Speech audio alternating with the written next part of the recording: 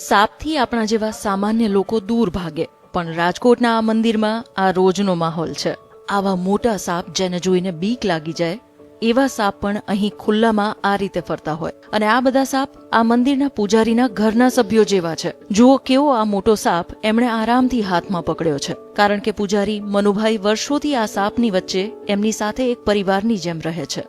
અને રાત્રે એક ટાઈમ દૂધ ધરી દે, ઈચ્છા હોય પી જાય. રાજકોટ શહેરના જૂના માર્કેટિંગ યાર્ડથી ગ્રીનલેન્ડ ચોકડી જવાના રસ્તા પર આવેલું છે ખેતલા આપાનું મંદિર, જ્યાં આશરે 50 જેટલા વિવિધ પ્રજાતિના સાપ વર્ષોથી રહે છે. બાપાની સ્થાપના કરી અને 38-40 વર્ષ થયા.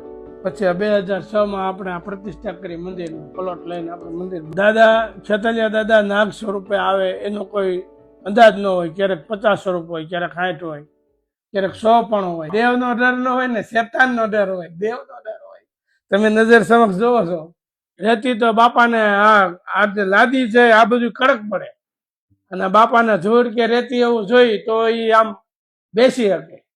એના માટે સીડી પણ કરેલી. સીડી કરી, સીડી દ્વારા ઉપર ચડી જાય, સીડી દ્વારા ઉતરી જાય. અને રાત્રે એક ટાઈમ દૂધ ધરી દે, ઈચ્છા હોય પી જાય. ભક્તો કહે છે ખેતલા આપાના આશીર્વાદથી કોઈને અહીં ક્યારેય કોઈ નુકસાન નથી થયું.